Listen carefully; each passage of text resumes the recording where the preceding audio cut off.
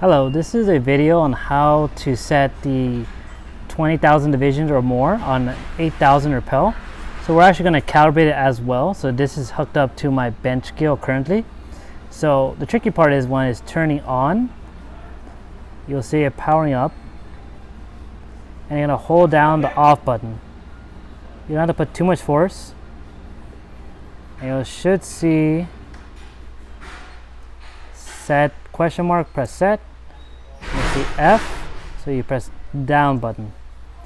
But now we're in the settings, so set F1 is the amount of divisions we're going to set, so press down. So we're currently set to 20,000, so how you move left. Yours might be set to 5,000, as example. So you might be at 5,000 when you first get it, but you'll just move over. We're setting 20,000 this example, so 20,000 to 3 zeros, comma 20. So we press set. Now we set the divisions to 20,000. So next we're going to set the filter, which is F6. So F6, press down. So yours will be auto. So you're going to keep going up. The higher, the more filter it's going to have, which is going to help with a lot of the fluctuation you might have while going higher divisions than what is standard. So you're going to keep going up. I recommend starting with 48.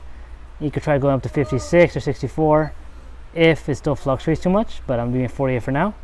So press set. So that's F6. Next we're going to do F9, which is the amount of divisions it has. So press down. So it's going to increment by 1. So I'm setting mine to a capacity of 200 by 0.01. So 1 for 0.01 of accuracy.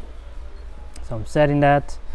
Next I'm going to set the amount of decimal places by going right to F10. Go down.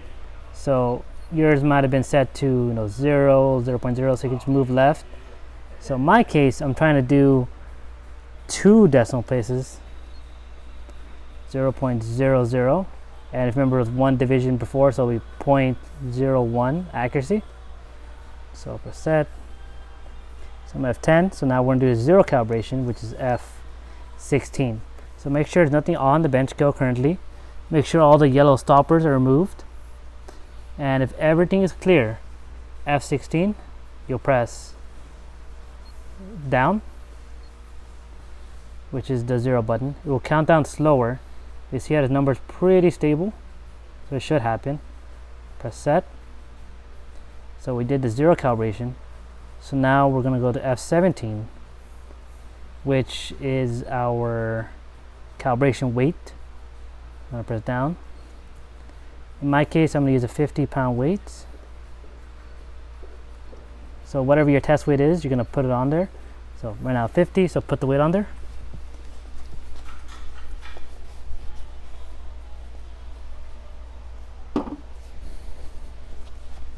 Okay, my weight's on there.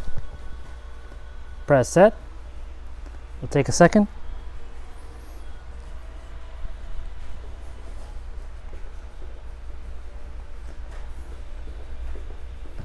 So it's going to ask for a second calibration, which in this situation I'm not going to. So I'm actually going to remove the weight first from my scale.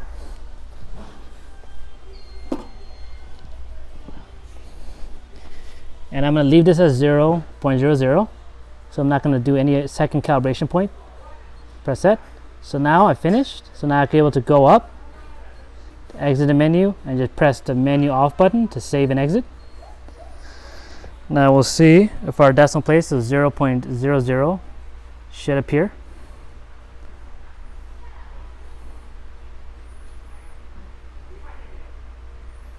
Okay, so 0.00, 0.01 is within our spec. So now add my 50-pound weight or whatever your calibration weight is.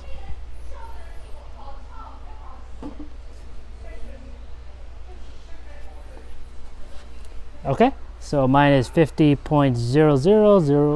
0.01 sometimes. So that's within my spec. I want it to be within 0.01 or 20,000 divisions of a 200-pound scale. So that's set, and that should be it, and that's how you set the advanced filter. If it's still unstable or fluctuating too much, you could always set the filter and F6 to something like 64. But that should be it. Thank you.